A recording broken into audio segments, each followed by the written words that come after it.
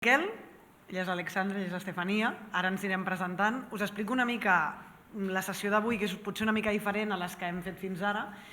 La idea era que reflexionéssim respecte a com tots aquests processos també tenen un impacte en la subjectivitat de la gent i com això també, aquestes experiències acaben transformant l'imaginari que tenim al voltant d'aquestes qüestions. O sigui que avui és veritat que la conversa com bascula més no cap a la indústria ni les polítiques públiques, sinó cap a una part, quin és l'impacte d'aquests processos en l'elaboració que la gent fa. I llavors ens hem ajuntat també 3 persones molt diferents per parlar d'això. La sessió d'avui seran 3 intervencions més breus, cada intervenció de 20 minuts de cadascun de nosaltres.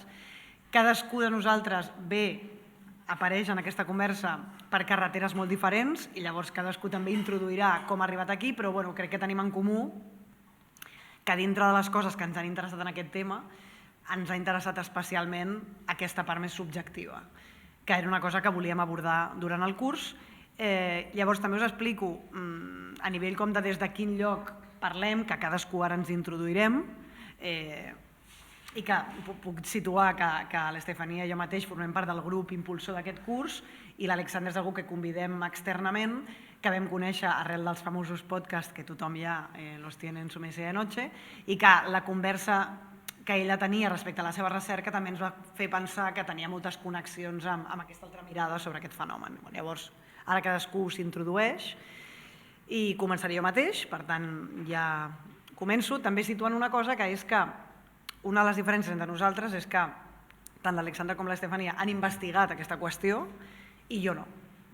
Per tant, la meva reflexió veureu que agafa altres corrents i per això jo soc el primer, que també potser estic introduint idees més generals, coses que a mi m'han anat...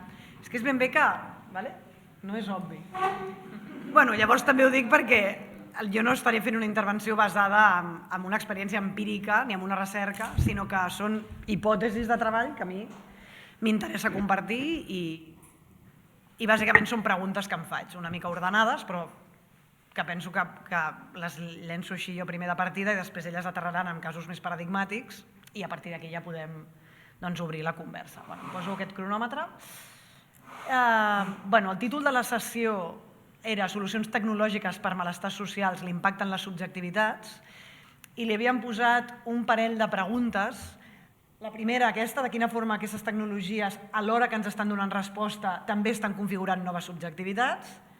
I la segona pregunta, com abordar aquesta conversa de lo subjectiu sense individualitzar ni culpabilitzar les persones que estan accedint a aquestes tècniques. Que jo crec que aquesta és una de les grans dificultats de tenir aquesta conversa, que és que molt fàcilment, si entrem molt en lo subjectiu, molt ràpidament tothom començarà a torturar-se. Llavors, jo crec que és important, quan intentem tenir aquestes converses, tenir-les amb molta delicadesa, sabent que hi ha una contradicció, hi ha un dilema irresoluble en el cor d'aquesta experiència. Llavors, us explico per quina carretera jo he arribat aquí. Jo soc algú que ha dedicat molts anys a pensar sobre el tema trans, que és un fenomen específic, però que jo crec que té moltes connexions amb molts dels debats que tenim respecte a algunes d'aquestes qüestions. I llavors a mi, que durant temps he estat pensant això en els darrers anys, bàsicament el que m'ha interessat era veure els paral·lelismes entre quins aprenentatges hem fet pensant lo trans que ens aporten idees interessants per pensar altres fenòmens, que no necessàriament són iguals, que no són, segur que no tenen traduccions, però que potser alguna de les coses sí que ressona i potser per allà podríem pensar alguna cosa. Llavors, aquestes són els 4 eixos amb els quals jo normalment abordo aquest fenomen, que em sembla que ens poden ajudar a situar-ho. A mi em sembla que l'experiència trans és un fenomen que ha pensat des d'una perspectiva no essencialista, jo no el penso ni com un fet innat ni biològic, sinó que penso que és un fenomen que té a veure amb com la nostra societat estructura les normes de gènere. Doncs a mi em sembla que hi ha com 4 eixos que dialoguen entre ells en aquesta experiència, en aquest fenomen, que tenen a veure amb com operen les normes de gènere, quins efectes, quins símptomes generen els trencaments que tenen les persones amb una norma que és molt poc intuïtiva i bastant rígida, és a dir, quins malestars emergeixen, quines tecnologies ens hem inventat com a societats, quins relats, quines subjectivitats, fins i tot, com és aquest cas, ens hem inventat per abordar aquests malestars i, efectivament, això, quines noves identitats configuren el món. Llavors, Com us deia, a mi aquesta conversa cada vegada m'ha anat interessant més en el sentit de que agafen aquests 4 eixos, doncs mirar també en quins altres llocs aquests eixos existeixen, en quins altres fenòmens socials hi ha un creuament entre normes de gènere, malestar, tecnologia i subjectivitat. Llavors, venint d'aquí, doncs he anat aterrant en altres fenòmens, un d'ells la reproducció assistida. Ara intentaré com situar-ho, però ara volia deixar una cosa introduïda que a mi em serveix per pensar aquest fenomen en concret, però que crec que ens ajudarà més endavant en el que abordem aquí, en aquest curs, que té a veure amb que quan un fenomen com aquest, posem l'experiència trans, intentem pensar-lo des d'una forma no essencialista, doncs el que ha passat en aquest cas paradigmàtic és que moltes vegades quan diem això no és innat, això té a veure amb la cultura, dicho a brocha gorda, moltes vegades l'efecte immediat que això té en la gent, sobretot en la gent trans, és el fenomen de la culpa. I jo crec que això també és una cosa que travessa aquesta conversa, és a dir, que és com si no tinguéssim encara suficientment múscul imaginari, marc teòric, per pensar que hi ha fenòmens que, tot i no ser fenòmens que tenen a veure amb un fet innat i biològic i generen molt malestar, tampoc és que poguéssim senzillament desprendre'ns d'ells pel fet de racionalment saber que estan construïts culturalment. Llavors, em sembla que en el marc d'aquesta reflexió crec que és important que de tant en tant revisitem la idea de què volíem dir amb normes socials, què volíem dir amb que les normes socials ens configuren com a subjectes, què vol dir que això és complexa. Llavors, tot això que jo ho he anat pensant sobre un tema molt concret, amb els anys m'he adonat que clarament es pot replicar. En aquest cas, respecte, per exemple, al desig de ser mare, o el desig de tenir fills, que evidentment jo no penso, ni el meu marc és el marc de l'instint maternal i una necessitat biològica que s'ha de complir, però tampoc em situaria en el marc de que aquest desig està construït per la cultura, per tant, si no pots tenir fills, gestiona tu. Vull dir, tampoc és tan grave. No, perquè en l'experiència de la gent no funciona així. En l'experiència de la gent, tot i saber que això no té per què ser així, molta gent molt feminista, molt formada i que hi ha pensat molt, també està atrapada a vegades en aquest desig. I llavors jo penso que si no ens inventem formes complexes d'entendre per què la gent està atrapada, que no acabin escurant cap a l'essencialisme o a la culpa, doncs perdem a molta gent pel camí, la gent pateix molt i sobretot nosaltres tenim un marc d'anàlisi que és molt pobre per entendre el subjecte. Llavors, així vaig anar a petar aquí. Bàsicament vaig arribar, com tanta altra gent en aquesta sala, a veure que en aquest fenomen, jo penso que estan presents aquests actors, les normes de gènere, els mandats culturals respecte a quin paper té ser mare en la subjectivitat dona que hem construït, està el malestar, està la tecnologia i està la subjectivitat. Altres coses que em sembla que també estan aquí, la construcció del malestar social com un problema mèdic, és a dir, la patologització, tant com en l'experiència trans com en d'altres, a priori ara ja estem d'acord que no són malalties, però el camp des del qual es pensa, es treballa i es reflexiona avui majoritàriament és l'àmbit mèdic.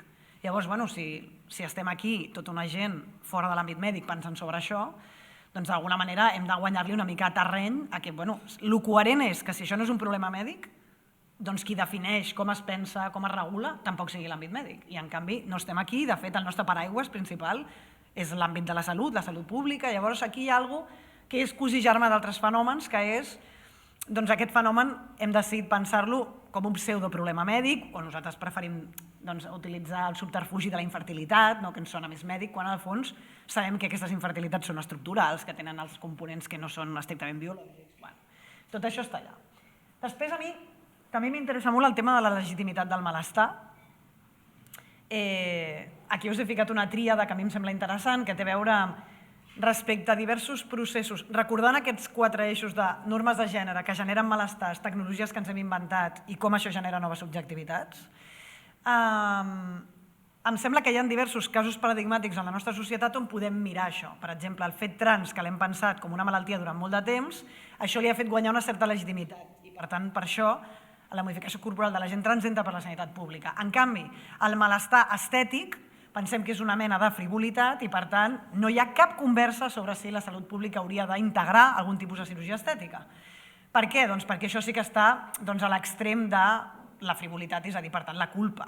I també tota la qüestió amb el tema de primar-se o engreixar, clarament.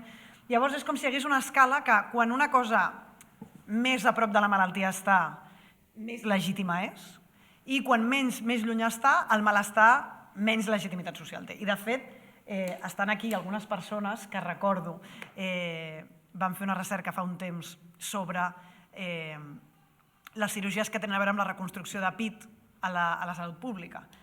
La Marta i la Eva, no? Aquell article, és un article acadèmic que us recomano molt, que es diu Se nos genera mujeres. Se nos genera mujeres.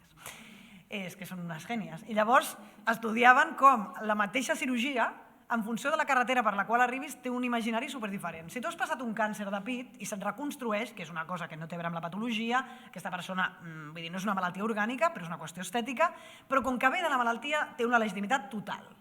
La cirurgia de reconstrucció del pit amb una dona trans, mitja, perquè, bueno, ara ja estem sortint del marc de la malaltia, però, vale. La cirurgia d'una dona cis, que senzillament sent que té poc pit, nul·la legitimitat. Bueno, doncs això crec que també, de tant en tant, ho hem d'anar revisitant. I llavors, segurament, una de les coses que genera un element diferent en el cas de la reproducció assistida, que no em sembla, que no la puc comparar amb aquests altres casos que se m'acuden, és la qüestió no menor de la implicació de terceres persones en aquests processos.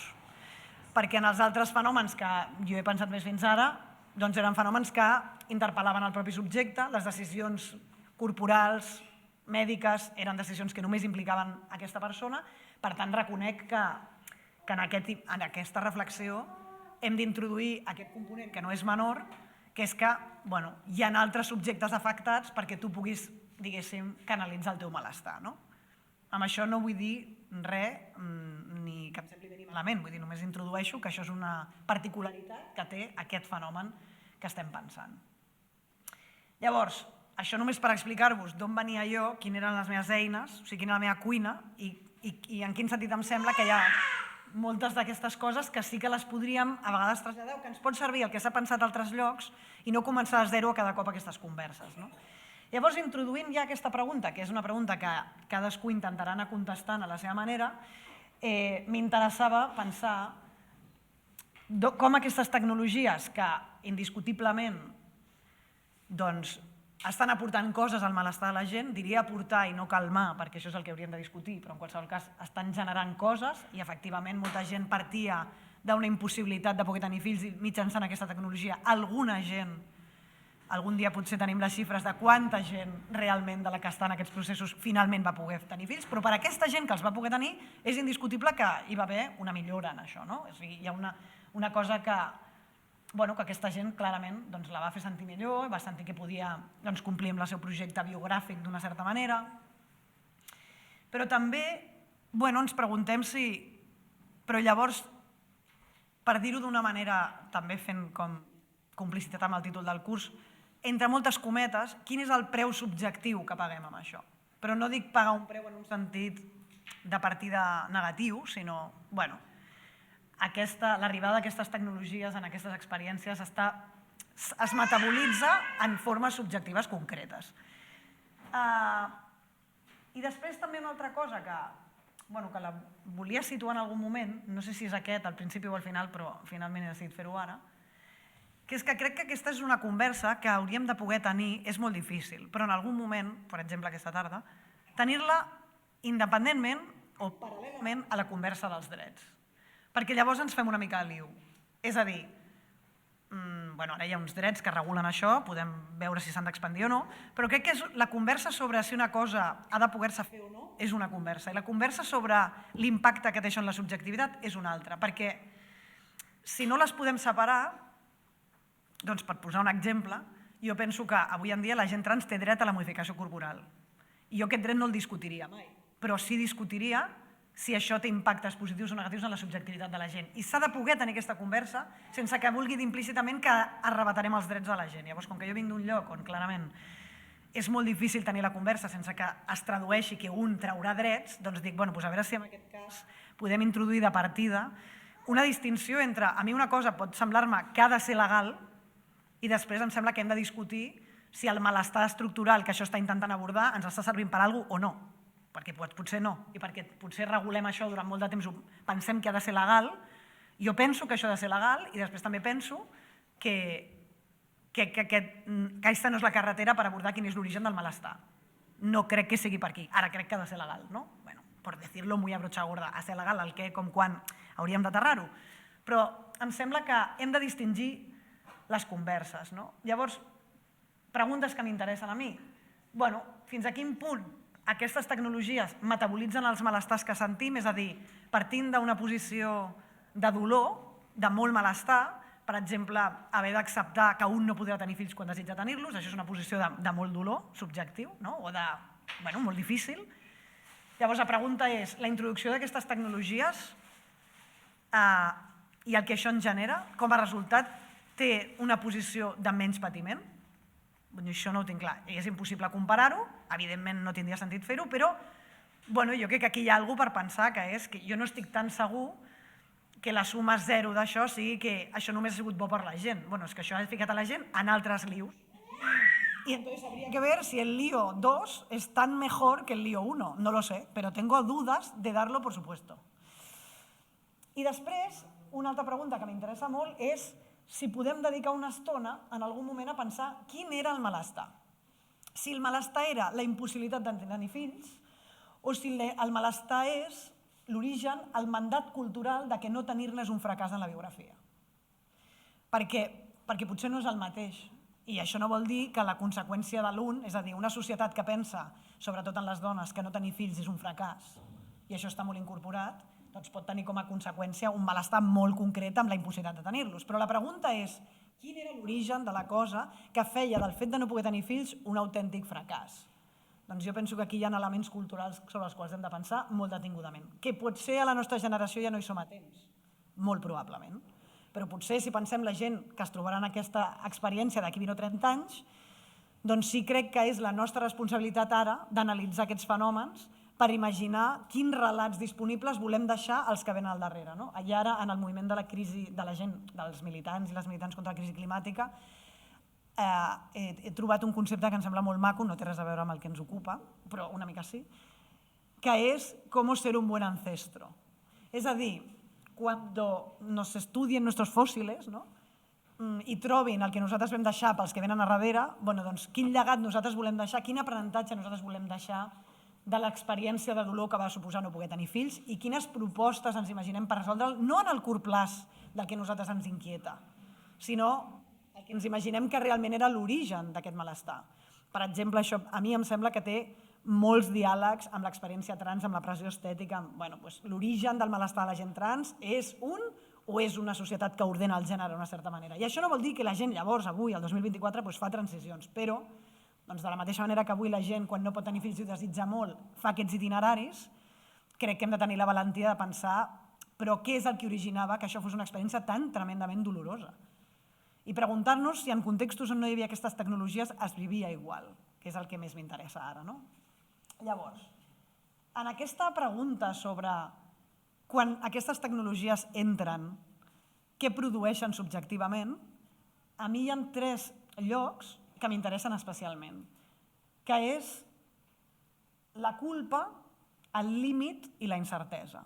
Són 3 conceptes que em sembla que, els que a mi em sembla més suggerents per entrar aquí, que seria de quina manera l'entrada d'aquestes tecnologies en el nostre imaginari està generant, o sigui, nosaltres les estem incorporant i generen noves relacions amb la idea de culpa, amb la idea de límit i amb la idea d'incertesa. O sigui, crec que aquí hi ha coses que es mouen un cop entren. Llavors ara aniré d'una en una, ràpidament, perquè em queden 5 minuts, introduint quines són les preguntes claus que a mi em sembla que a mi m'inspiren per seguir pensant.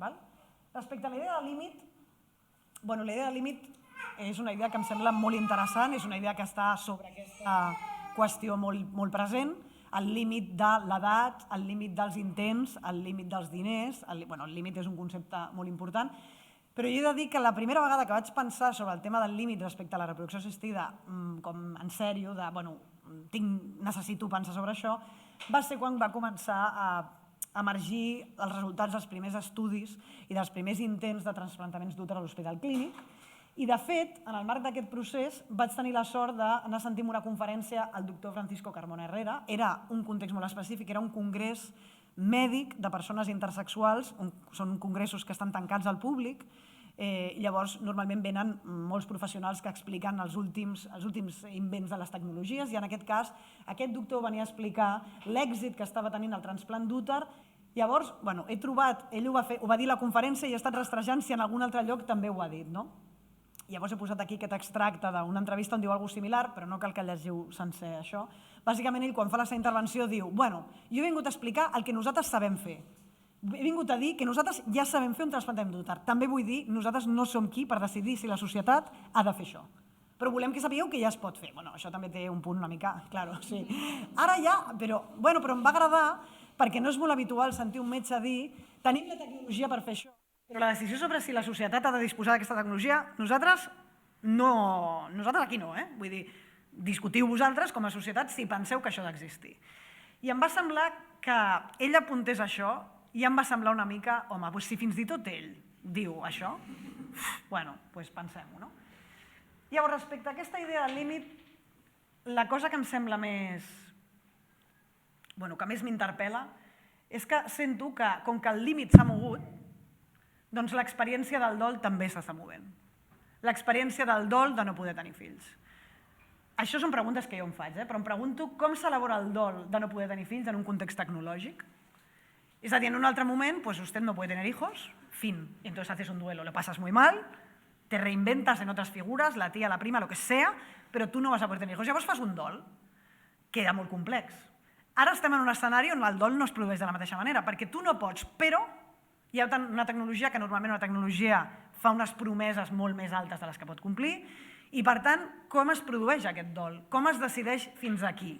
Quan el límit no és intern, quan no és del propi cos, sinó que és el subjecte que ha de decidir fins on portarà el seu cos, doncs aquí crec que hi ha algú que es mou i em pregunto si l'elaboració del dol de no poder-los tenir ara, en aquest context,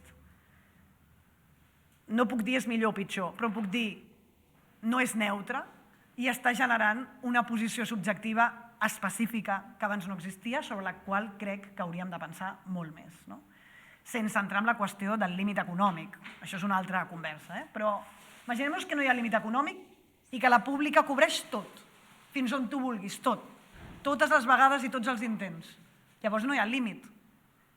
Igual hem de pensar-ho, això, perquè llavors ens hem de posar nosaltres al límit. Però no tenim cap discurs a la nostra societat disponible. De fet, és una vergonya molt gran per la gent acceptar el moment del límit, és molt difícil parlar-ne. En general, si hi ha gent aquí que ha viscut aquesta experiència, doncs realment és molt complicat el tema del límit, sento. Després també el límit que li volem posar a aquestes tecnologies, és a dir, fins a on nosaltres volem que aquesta gent segueixi investigant. O sigui, jo quan vaig veure el del trasplantament d'úter vaig pensar, doncs jo em sembla que hi ha molta gent trans que havia trobat elaboracions de no poder ser mare que estaven interessants i que potser en el desplegament d'aquesta tecnologia haurem de tornar a pensar si realment no volem, si volem, en el cas que el trasplantament d'úter arribi a les dones trans, que crec que arribarà.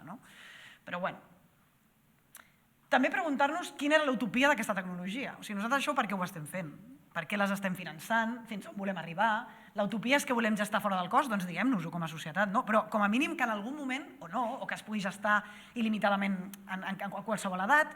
I jo crec que sobre això també tenim molt poques converses, sobre, però aquesta tecnologia al servei de quin projecte és. I després em sembla que hauríem de poder pensar que potser tot això també té a veure amb una societat que té una dificultat en pensar els límits. És a dir, potser en aquest moment històric la qüestió de la presumpció de no tenir límits és per alguna cosa i em sembla que també hauríem de pensar quines són les conseqüències d'imaginaris que no tenen límits. Potser hi ha alguns límits que volem transgredir i potser hi ha uns altres que no.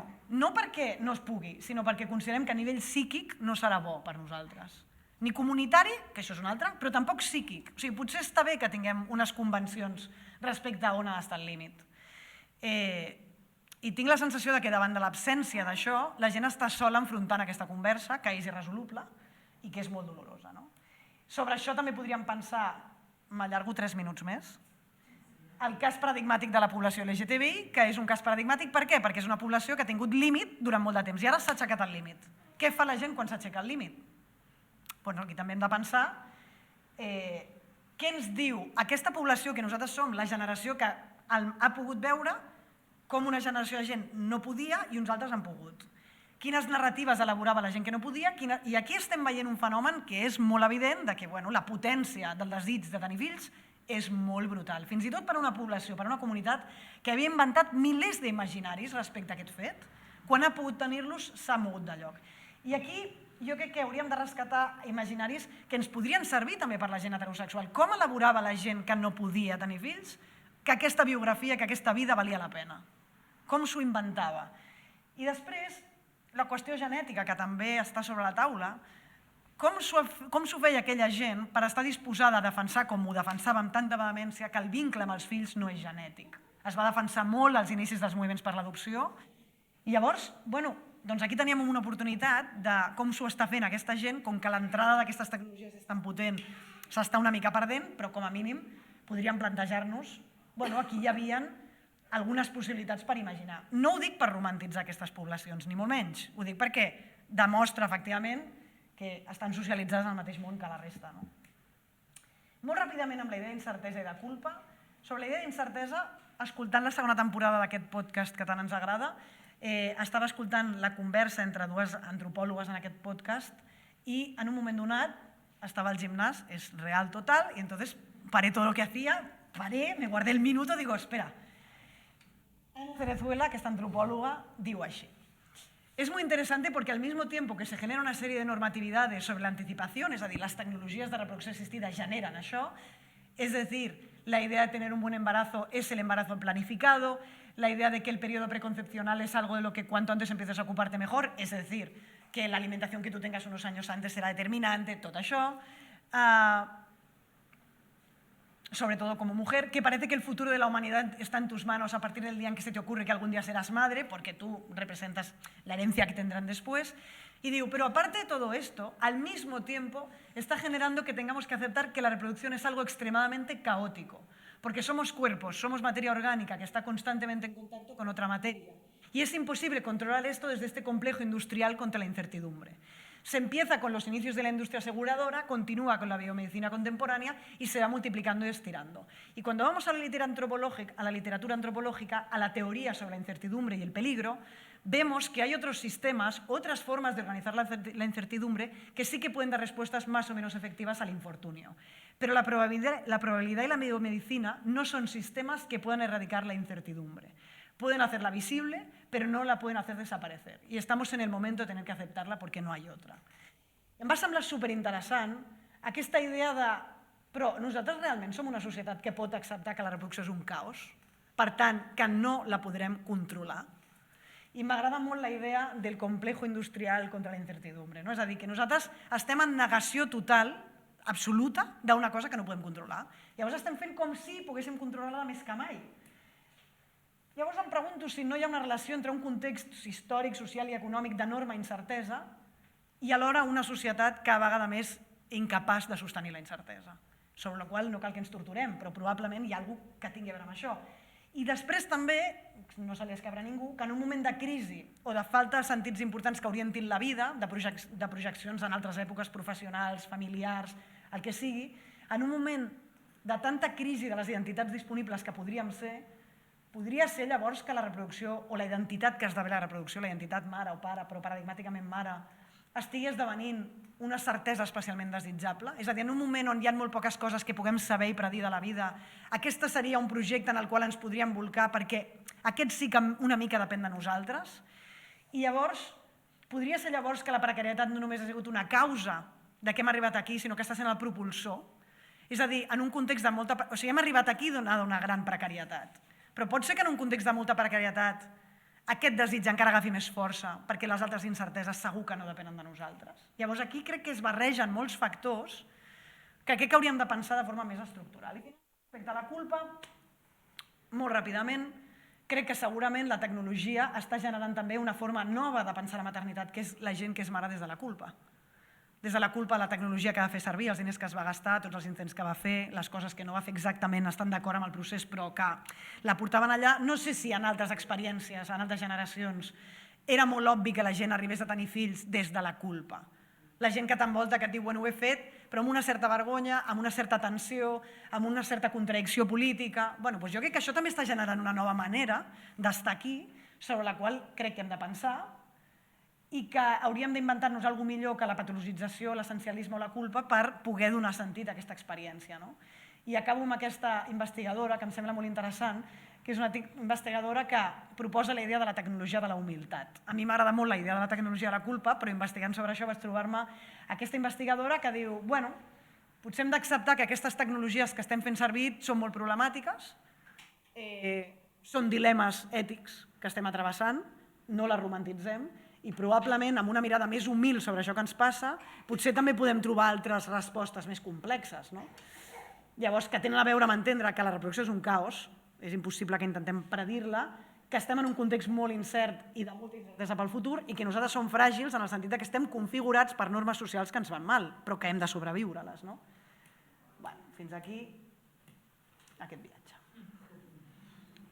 Pues ja està.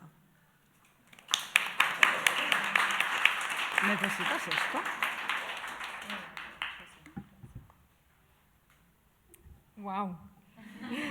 ¿Quieres ponerte tú aquí con las diapositivas? No, gracias. Necesito mis... Vale. Pero lo pasas, o si no lo paso yo, como gracias. Yo perdonad por el cambio de energía, pero va a ser un poco más calmado. Suerte que me ha parecido interesantísimo y sobre todo como muy... no tengo costumbre de ver ponencias que sean realmente reflexivas, ¿no? Que no se apoyen no sé, me volveré a mirar la grabación porque me hubiese gustado apuntar muchísimas cosas. Ay, perdonad, además no tengo mucha voz. Sí. Yo he estado viendo de ahí, pero... ¿Ya? ¿Tú? También. ¿De ese? No, pues sigue bebiendo. Vale. Pues antes que nada quería agradeceros mucho a los dos por esta invitación. Me ha parecido interesantísimo además el tema, la temática que me proponíais para pensar. Yo la cuestión de la subjetividad, la verdad es que es un terreno que se va un poco del mío, este pensamiento más filosófico, pero aunque me sienta muy fresca pensando en esto, fresca en el sentido un poco familiarizada, digamos, pensando con estas nuevas herramientas y conocimientos teóricos, pues agradezco mucho este espacio también de diálogo y compartir conjuntamente con estas cuestiones, ¿no? Para presentarme, sí. Muy rápidamente, yo soy Alexandra Desi, soy investigadora del Grupo de Investigación Afín de la Universidad Autónoma de Barcelona. Me parece que ya escuchasteis a Ana Molas y a Bruna Álvarez, que son compañeras de mi grupo de investigación. Estoy en un punto mucho menos avanzado de la carrera académica, estoy actualmente haciendo mi doctorado, que normalmente entrego en 2 meses, si todo va bien. Y yo en mi investigación exploro la cuestión de los viajes reproductivos transfronterizos, ¿no? Es un tema que se ha empezado a estudiar bastante desde las ciencias sociales. Por ahora es verdad que hay mucha investigación sobre las razones por las cuales las personas viajan. Por ejemplo, las personas con las que yo trabajo son las mujeres de parejas francesas que cruzan la frontera española y pues sus razones son porque o no pueden acceder por una cuestión de ley, el límite de edad, o hasta hace poco estaba reservado el acceso únicamente a las parejas heterosexuales, o no pueden acceder por otras cuestiones como los múltiples obstáculos que se además van multiplicando cuando intentan acceder a los tratamientos, ¿no? Entonces, muchas investigaciones sobre estas temáticas, por ahora muy pocas sobre realmente la experiencia de estos viajes, ¿no? ¿Qué significa esto de tener que cruzar una frontera para finalmente hacer un tratamiento a distancia? Porque la frontera la cruzan físicamente pocas veces. La mayor parte de su tratamiento lo hacen desde casa, entonces, pero es interesante pensar en esta cuestión de la movilidad más allá del desplazamiento, o sea, del viaje reproductivo fronterizo, más allá del desplazamiento físico, ¿no? Porque obviamente esto es también un desplazamiento cultural, ¿no? Es otro sistema médico que el suyo, es un desplazamiento emocional por todo lo que implica un tratamiento de reproducción médicamente asistida y además en un contexto de exclusión, ¿no? Cuando es una cuestión de derechos, y obviamente un viaje físico por pues, todo el recorrido que hace el cuerpo en estos tratamientos. Así que sí, este es mi tema de investigación y en paralelo, desde AFIN, estamos desarrollando servicios de acompañamiento que parten de los resultados de investigación, servicios de acompañamiento antropológico para las personas que están en estos recorridos, y yo estoy coordinando uno de ellos. 2019, esto os lo preciso porque vais a escuchar que a menudo en esta presentación hablo no solamente de las personas que participaron en la investigación, sino también en las personas que acompañamos, ¿no? Lo digo así, así que a esto me refiero.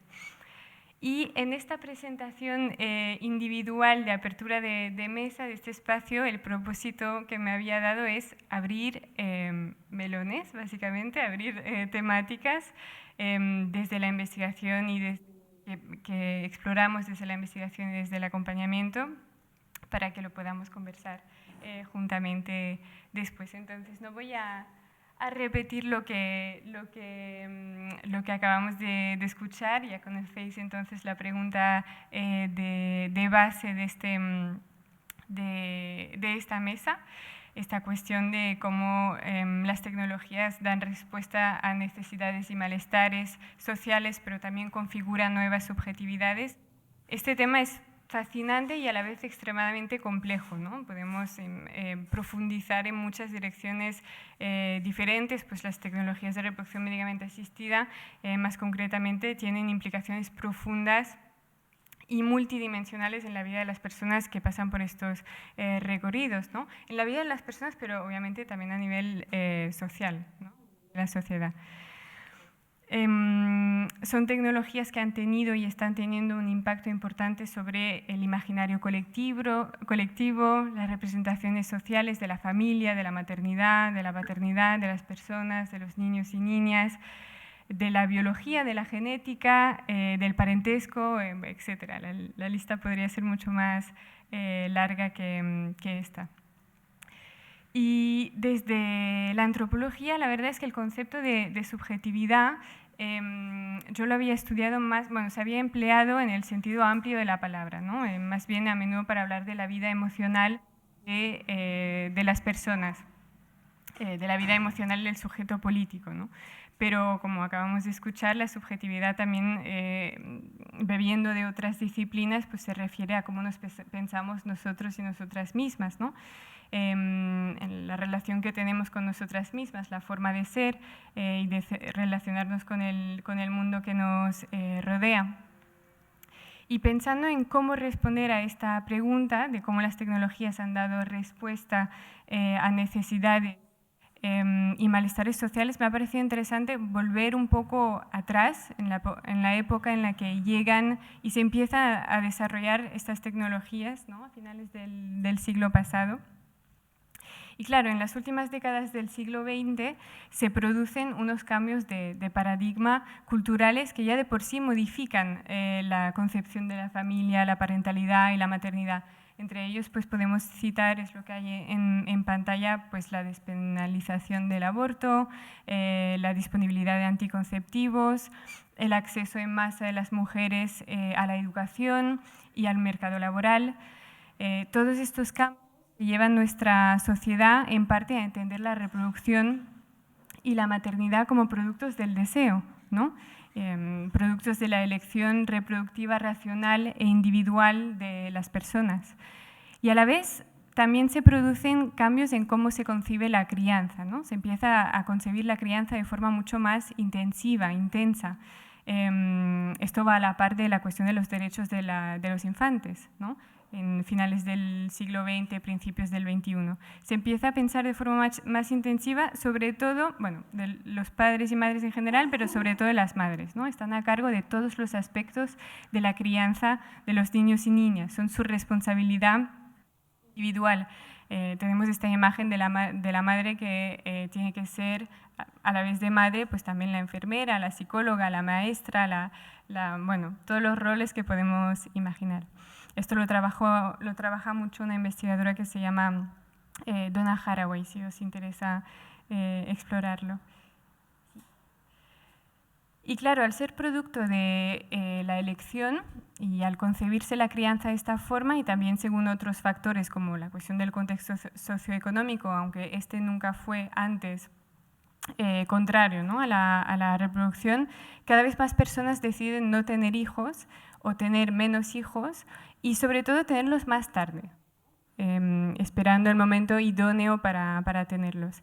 Esta idoneidad se compone por el hecho de sentirse preparadas, sentirse maduras, encontrar una pareja, sentir que la pareja también se sienta preparada y madura, tener estabilidad en el trabajo, tener estabilidad económica, tener un techo, elementos que pensamos como necesarios y convenientes para acoger y criar a un niño o una niña pequeña, ¿no?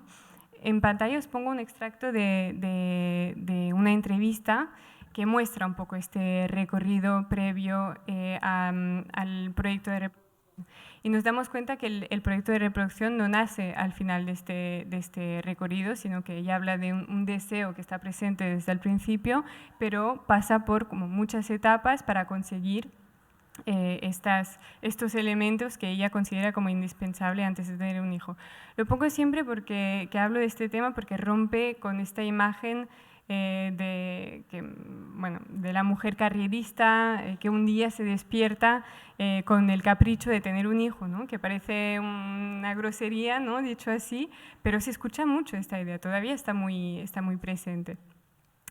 Y bueno, el problema de la reproducción tardía, como bien sabéis, es que nos hace toparnos con algo que no ha sabido modificar la tecnología por ahora, que son los límites biológicos del cuerpo, ¿no?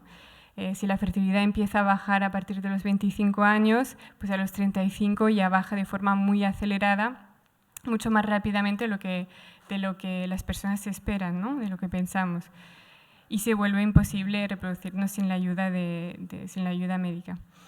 En otras palabras, lo digo esto porque esta crisis de la natalidad de la que tanto escuchamos hablar en nuestra época, no solamente se debe a que las personas se reproduzcan menos porque así lo desean, porque también muchas personas lo desean y no lo consiguen, ¿no? O consiguen menos hijos e hijas que los que deseaban.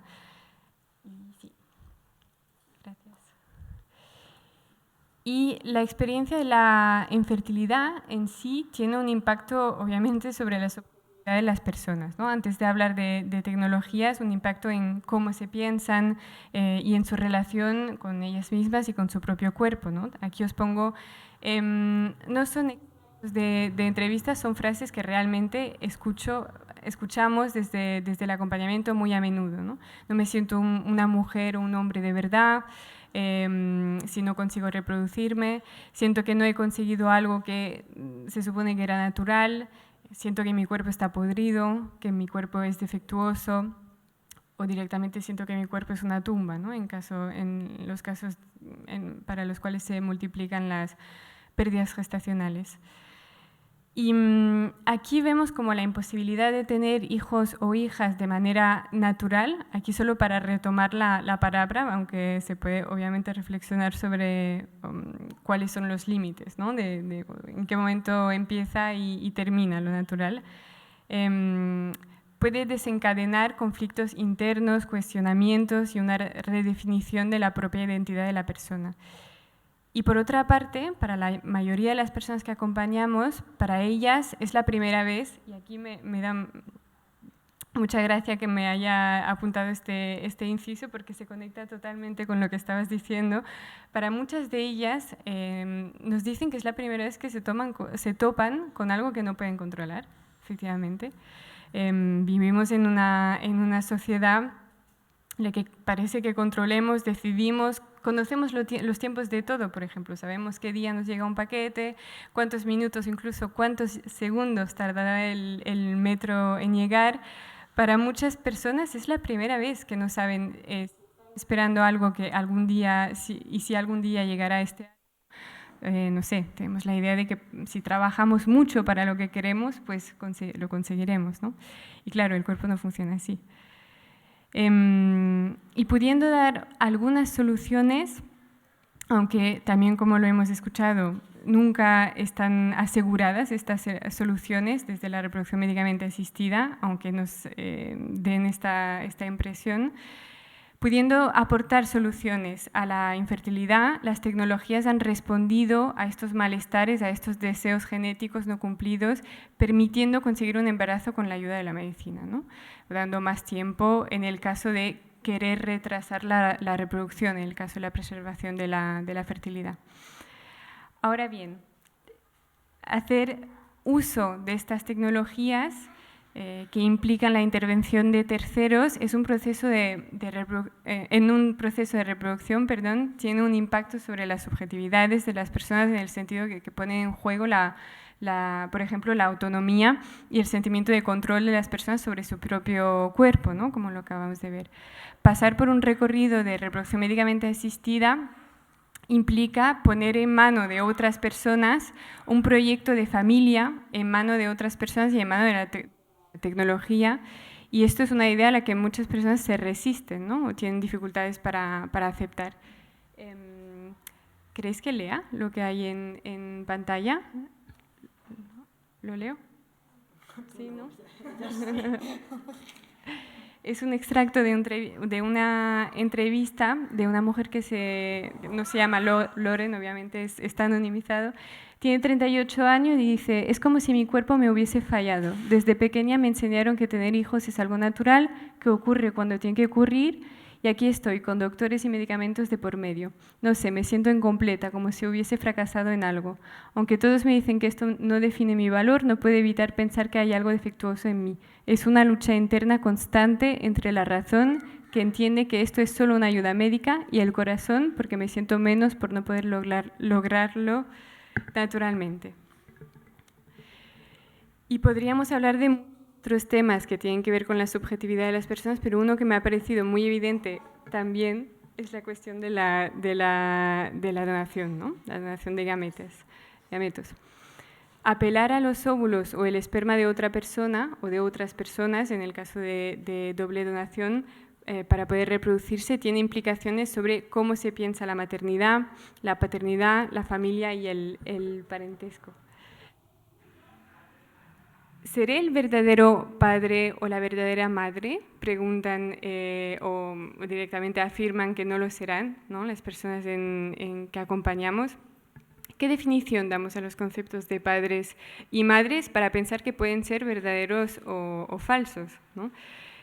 Padre y madre aparecen como casillas que tienen que contener varios elementos para ser considerados como válidos, ¿no? Está la cuestión del amor, de la educación, de la transmisión, pero no aparecen estas cuestiones como prioritarias o suficientes frente a otras como la cuestión biogenética, ¿no? Que sigue teniendo muchísimo peso. Las tecnologías reproductivas han llevado a una desconexión entre los vínculos genéticos, gestacionales y sociales. Hoy una persona puede gestar un bebé que no será el suyo o puede dar sus óvulos o su esperma para que otras personas los utilicen para ser padres y madres, ¿no? Pero son posibilidades tecnológicas que han llegado a la vez muy rápidamente en una sociedad que no ha terminado de pensar, ¿no? lo que está ocurriendo. Incluso vemos como muchas de ellas llegan y no hay legislación. Por ejemplo, en Francia, cuando llega la reproducción médicamente asistida, tardan 15 años en poder legislar, no porque se duerman en un rincón, sino porque realmente pues, convocan muchísimos y muchísimas profesionales, filósofas, antropólogas, médicos, biólogos, y nadie se pone de acuerdo hasta 15 años después. Y toman la elección, además de que antes he dicho, ¿no? Solo para parejas heterosexuales. Tanto pensar. Hasta 2021. Hasta 2021, que lo acaban de cambiar. Entonces,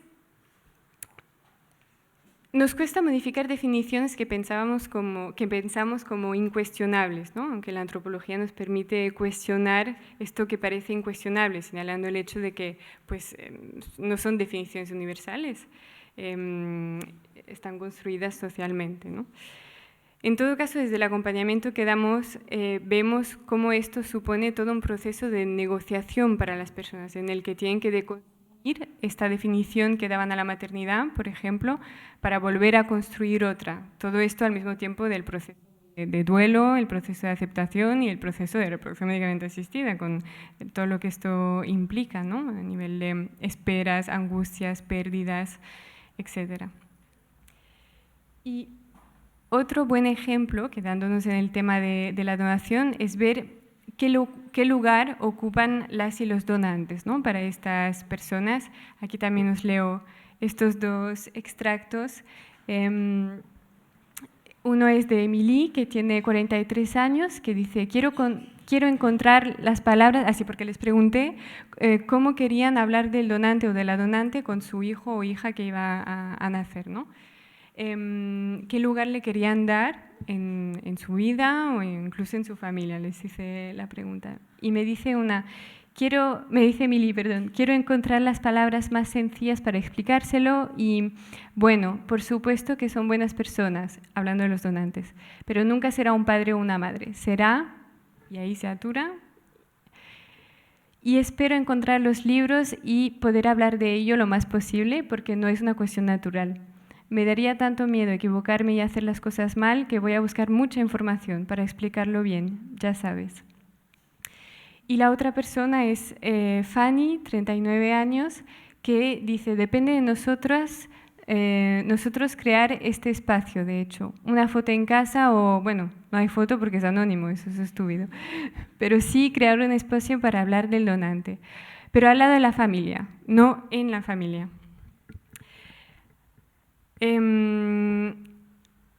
Veis un poco los conflictos que se crean con los significados, ¿no? Los significados que damos a las cosas. No serán ni padre ni madre, pero no tenemos palabra, ¿no? Para decir qué serán. O no formará parte de la familia, estará al lado de la familia.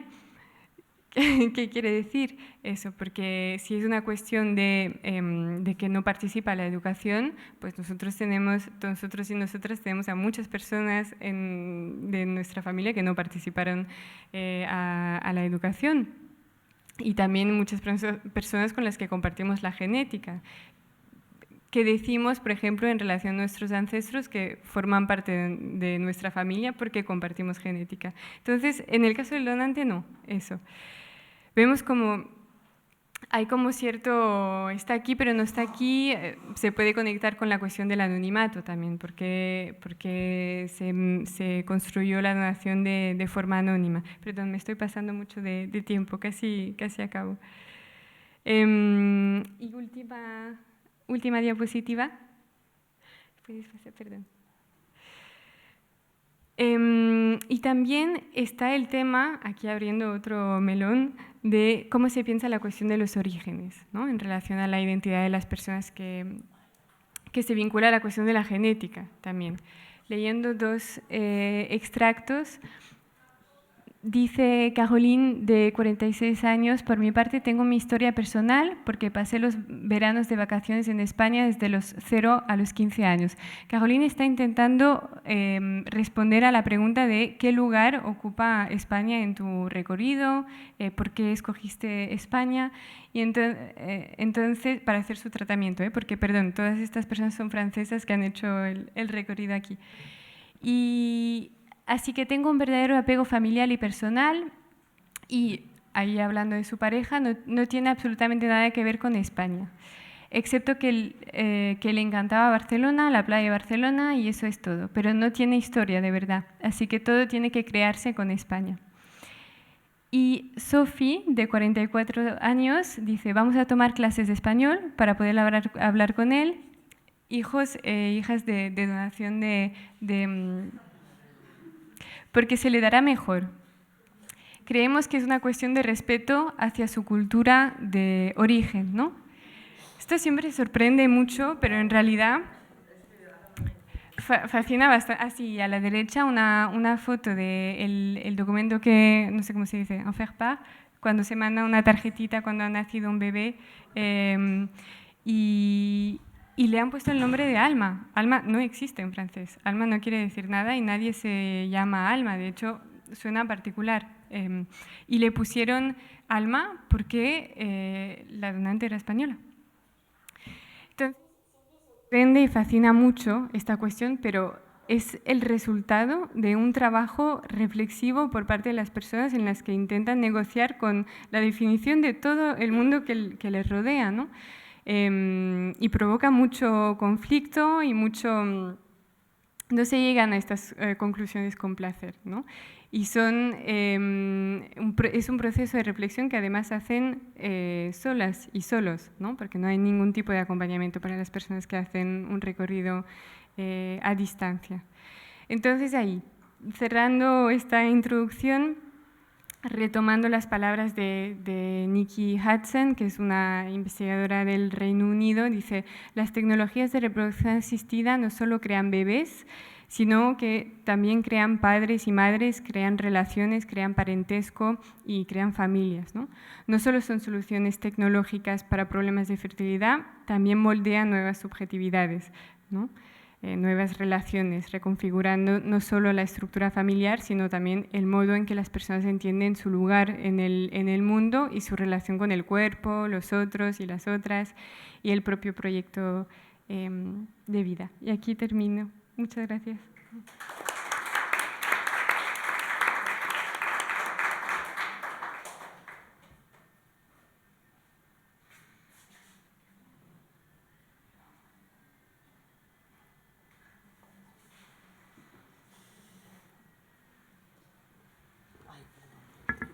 No, ¿necesitas la mesita? No, te lo puedo. ¿Seguro?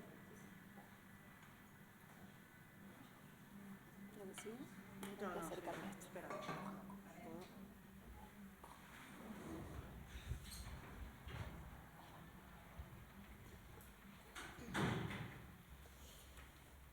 Bueno, última. Ya casi terminamos y abrimos para el debate. Mi nombre es Estefanía. Soy parte de Hidra, vengo trabajando con el tema de reproducción asistida hace un par de tesis atrás, la verdad. De hecho, uno de los materiales que pasamos fue un video donde contaba algunas de las preguntas que me hacía en torno a la reproducción asistida y que fue objeto de mi tesis de máster en Argentina. Solo para comentar, usé este tipo de presentación súper random porque me parecía que daba con la temática, como que me imaginé acá como unos blastocitos, ¿no? Esas palabras que uno aprende cuando está metida en estas temáticas. No sé, me imaginé, no sé, óvulos descongelándose en estas burbujas, así que esa es la razón estética de esta presentación. Bueno, al igual que Miki, me gusta porque hacemos acá un puente. Si bien yo llego a la reproducción asistida a través de una cuestión académica, bueno, y un interés que se desprende de la universidad, este es mi padre. Esto no tiene nada que ver con la reproducción asistida, pero a ver si llegamos a hacer este puente. Mi padre en el año 2021 es diagnosticado de cáncer, un cáncer específico que se llama mieloma múltiple. Y bueno, después de contarnos, a nosotras somos 3 en nuestra familia, tengo la autorización de mi padre para hablar de todo esto, después de contarnos un poco de qué iba la cosa y que nos dijeran no googleen, nadie acá googlea nada, él sí se pone a googlear y él sí investiga sobre todo, básicamente. Hay un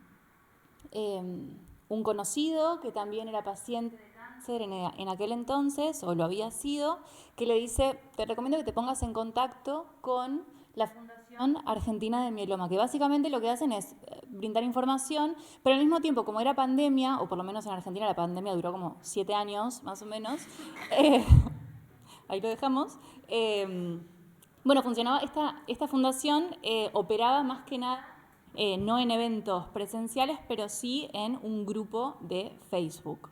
bárbaro, antropológicamente, el grupo de Facebook. ¿Y qué era lo que pasaba en este grupo? Bueno, la gente circulaba información, circulaban medicamentos también que les sobraban, es decir, funcionaban como un mercado alternativo, gris, virtual como mínimo, en donde se construía una comunidad. Y la pregunta que yo vengo a plantear aquí tiene que ver con la construcción de las subjetividades mediadas por la tecnología, pero que confluyen en estas comunidades biológicas. Ni hablar las palabras que aparecen ahí, ¿no? La fuerza de la comunidad. Acá, por ejemplo, mi papá está vivo, eso no lo avisé. Bien por mi papá. Y claro, dije antes que me autorizó, imagínense que era a través de Ouija. Muy problemático hubiese sido. Bueno, en fin, la cuestión es que esta fundación, el grupo, etcétera, lo que busca es dar apoyo, ¿no? Que las personas intercambien experiencias entre sí para constituirse de manera mucho más fuerte, ¿no? De la misma forma que funciona esto con el mieloma múltiple, existen distintos tipos de organizaciones en donde, por ejemplo, Alcohólicos Anónimos, ¿no? Personas que atraviesan situaciones complejas, tienen a un guía que dice, ¿no? Un maestro que va ordenándoles más o menos, bueno, este es mi recorrido, etcétera, etcétera. En el caso de la reproducción asistida pasa algo similar. Estos son unos extractos que se pueden sacar de internet libremente, por supuesto no he puesto nombres, pero básicamente dice, un lugar de encuentro para pacientes, luchamos junto a ti para dar voz a la infertilidad, porque juntas, juntos, juntes, somos más fuertes, únete a la red, grupo de apoyo para pacientes y familiares de reproducción asistida. Este es un foro que se desprende de una clínica y que se habilita el foro para pacientes, ¿no? Para beta esperantes. Y dice, por ejemplo, si estás esperando el resultado, aquí podrás compartir tus nervios. O comunidad gratuita para pacientes de reproducción asistida. Bueno, lo que me interesaba acá era ver o que pensáramos cómo las redes sociales, siendo las redes sociales una tecnología en sí misma, funcionan como una tecnología periférica, aquella tecnología central que es la de los blastocitos, el médico, toda la situación propia del laboratorio de la clínica. Entonces era como un interjuego entre tecnologías, la tecnología per se y la tecnología que habilita y sobre todo que configura identidades. ¿Por qué? Porque claro, mi padre hace esto y me cuenta que atraviesa su enfermedad de una manera muy particular, que es teniendo conocimientos, pero teniendo el apoyo también de esta gente que le dice, a mí me pasó esto, te recomiendo que vayas por este lado. Y básicamente en la reproducción asistida, en el caso que trabajé yo en particular, que tiene que ver con la gestación por sustitución, bueno, nos encontramos con personas que otorgan, ¿no? que comentan, que aconsejan y construyen una comunidad basada en esta experiencia como mínimo biológica y después todo lo demás, o al mismo tiempo todo lo demás, ¿no? Acá, por ejemplo, ahí está la entrada de este blog, ¿no? O sea, en otro de los momentos de la página, que dice, en donde se plantea un grupo de Facebook porque había salido un médico en un medio de televisión, entonces es como la forma de negociar, ¿no? Armamos un grupo de Facebook que se llama Les Niñes In Vitro tienen unos padres estupendos y son felices, ¿no? Porque había una crítica. Entonces, me resulta interesante pensar cómo bueno, siempre pensando en las cuestiones del poder, cómo se negocia, ¿no? Viene el médico, te dice esto, yo voy y te armo un grupo de Facebook que viene a proponer estas otras dimensiones. Y también, un poco retomando lo que decía Miki hace un rato, frente a la pregunta de la culpa, ¿no? Y de los límites, cómo estas comunidades otorgan sentido de pertenencia y entender que no estamos solas en todo esto. Entonces, por ejemplo, unos testimonios de unos de los grupos que comentaba antes. Me sentía muy perdida y ahogada. No quería preocupar a nadie con todo lo que a mi marido y a mí nos sucedía. No aprendí a soltar peso hasta que hasta reunirme con personas que habían vivido lo mismo que yo, me hicieron ver que era libre de contar lo que quisiera cuando estuviera preparada. Y las charlas y talleres me mantuvieron tan entretenida y aprendí tanto que sumaron mucha energía positiva a mi experiencia. Y después la experiencia de un varón que dice, cuando mi mujer me dijo que íbamos a una reunión de estas, pensé que era la cosa más rara que había escuchado en mi vida. Me daba mucha vergüenza tener que exponer mis problemas delante de desconocidos, pero finalmente opté por acompañarla. Me sorprendió no ser el único chico y sentir que no tenía por qué contar nada si no estaba preparado. A día de hoy, una de las cosas que más me ha ayudado es servir de ayuda a otros. Ha sido increíble. Frente a la experiencia material de estas comunidades, hay gente, bueno, yo no soy la primera que piensa sobre estas dimensiones. Hay una etnografía maravillosa que toma como objeto lo sucedido en Chernobyl. Adriana Petrina, bueno, justamente comenta cómo, ella lo analiza desde cómo se construye una comunidad que reclama a partir de una experiencia biológica. Es decir, fui afectada por lo que sucedió en Chernobyl y eso me habilita a pedir, a reclamar, ¿no? Y a constituir derechos en función de mi condición biológica. Por su parte tenemos a otros pensadores, que son Nicholas Rose y Carlos Novas, que también plantean la categoría de ciudadanía biológica y que ya lo ponen en clave de cuestiones de gubernamentalidad, de cómo ya sí se construyen estas identidades en función de la forma en la que nos unimos y sobre todo de la experiencia que tenemos en términos de salud y de enfermedad, pero no solamente de ellas, ¿no? Entonces, por ejemplo, Rose va a decir, la ciudadanía biológica no se encuentra delimitada por los polos de salud y enfermedad, ni se centra en eliminar las patologías para proteger el destino de la nación, como quizás fue en su momento la forma en la que se armaron las políticas higienistas, principios del siglo XX, y construir una ciudadanía sana, homogénea, uniforme, y en función de esto una serie de políticas públicas. Dice, antes bien, se ocupa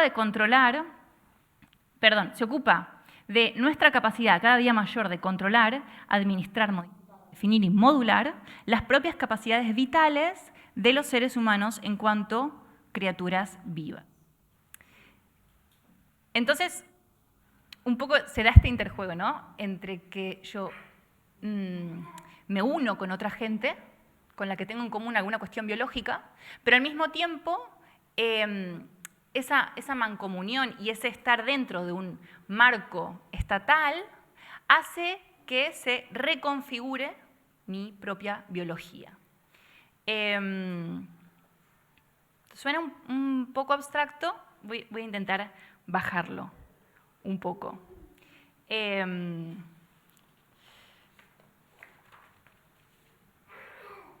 Básicamente, nos encontramos un cuerpo que es perfeccionable, ¿no? Que yo lo puedo transformar, y esta transformación lo vuelve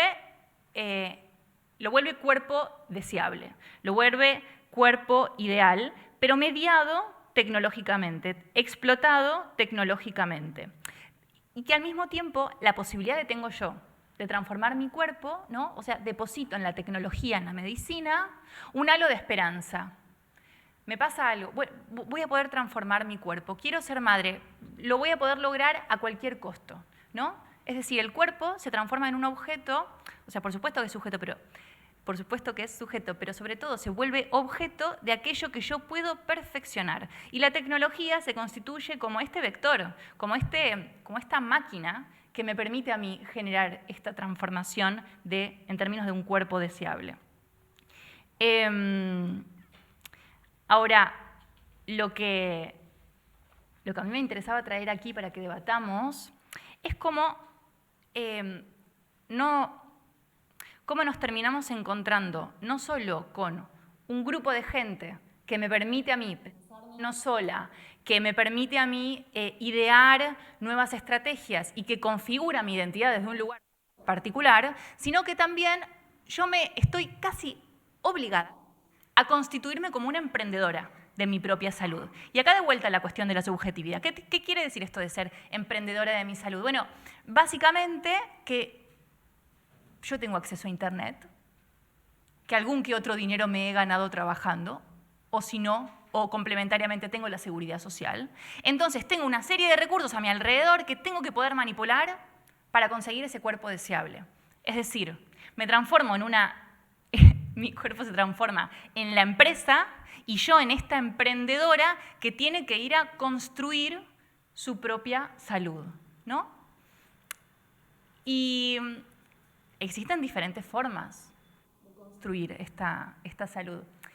Por un lado, la dimensión de la anticiparnos, ¿no?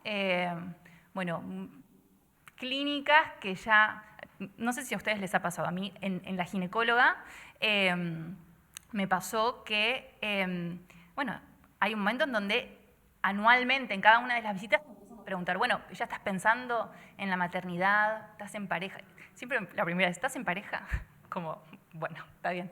O sea, primero tomemos algo y después haces este tipo de preguntas tan privadas. Pero bueno, la cuestión de, bueno, cómo yo tengo que prever, ¿no? Tengo que premeditar la experiencia o la situación o cómo yo materializo la maternidad. Y por otra parte, cómo esta previsión viene de la mano de la exposición constante. Es decir, yo me convierto en emprendedora porque lo aprendo no solo de esta comunidad que se crea entre gente que conozco, sino también, bueno, con otras personas. Acá está el caso de una chica de 26 años que decide congelar óvulos porque una amiga lo había hecho, sin ningún tipo de cuestión médica ni recomendación que exija él, porque yo lo hice. Y ella cuenta en este video, sí, la verdad que lo hice y a partir de me dio que pude congelar muy poquitos óvulos, creo que era, bueno, no importa, para no generar más ansiedades, eran pocos óvulos o era médicamente considerado una baja reserva. Recién ahí le hacen el test de la antimuleriana, que es esta hormona que te mide cómo venimos, más diciéndolo mal y pronto. O sea, ¿entienden? Primero ella se extrae los óvulos, escucha a la amiga, se extrae los óvulos y después le dice, la situación es esta, ¿no? Como que toda una cronología medio extraña. Y que en esta forma de construir nuestro ser emprendedoras, bueno, se vuelve cuanto menos paradigmática. El caso particular que yo trabajé, como les decía antes, es el de la gestación por sustitución, es decir, personas que gestan para otras, y ahí lo vamos a dejar, porque sabemos que es un tema muy candente, pero lo que me interesaba traer aquí era unos registros que hice de grupos de Facebook también, porque uno pensaría que Facebook está en decadencia hasta que tiene que hacer antropología o que quiere gestar a través de otros. Y ahí Facebook a por todo. Bueno, estos son dos posteos que yo saqué en el año 2021 y que son de gestantes, ¿no? O sea, personas que estaban diciendo, yo me ofrezco para gestar tus potenciales bebés. Y literalmente, o sea, son grupos públicos y se leía, por un lado, no poseo ningún tipo de vicio, por otro lado, son personas diferentes. Los embarazos de también un criterio estético muy parecido a mi presentación, como podrán ver. Se ve que también imaginaban a los blastocitos. Los embarazos de mi mamá fueron sin complicaciones, al igual que los de mis abuelas. Te aseguro un vientre y cuerpo sano y fuerte. ¿Por qué traigo esto? Porque es bárbaro. Y dos, porque me parece muy interesante, de vuelta, pensando en la dimensión del emprendedurismo, cómo yo me presento, ¿no? O sea, no solo yo, agencio, voy, busco, averiguo, soy mi viejo y me pongo a leer todos los blogs de la Fundación del Mieloma, etcétera, etcétera. Sino que también las redes sociales, en el contexto en el que vivimos actualmente, funcionan como una vidriera. Es decir, ¿qué máscara uso yo? ¿De qué manera me muestro yo? Bueno, esta persona sin vicios. Entonces, de alguna forma, este cuerpo sano que nombraba hace un rato, tiene una dimensión moral. No hay vicios, porque todo bien, pero si yo lo que quiero hacer es que alguien geste para mí, los vicios, los puedo preguntar, sí, o sea, puedo preguntar cualquier cosa, de hecho se pregunta cualquier cosa. Pero, ¿qué es lo que esta persona está intentando mostrar? ¿Qué es lo que esta persona está intentando vender? ¿No? Sin entrar en el dilema de la mercantilización. Y por otra parte, aquí nos encontramos con la idea del vientre sano, el cuerpo sano y fuerte, ¿no? Y esta dimensión, antes hablábamos de los ancestros, cómo estas ancestras dan cuenta de una salud que excede lo físico, ¿no? Porque ¿dónde queda el vientre? ¿Qué órgano es el vientre? Pensándolo en términos metafóricos. Bueno, a mi entender, por lo menos, este vientre no es ningún órgano en particular y son todos, ¿no? Y un poco yo lo investigaba en términos de la contaminación, ¿no? de toda una línea dentro de la antropología simbólica. Mary Douglas es maravillosa si la quieren leer, Pureza y peligro, que habla sobre cómo construimos la idea de lo contaminado, lo sucio, ¿no? Y aquí nos encontramos justamente con cuerpos y con vientres, con identidades que intentan mostrarse, y aquí de vuelta la cuestión de lo empresarial, como limpias, ¿no? Como puras, como no contaminadas.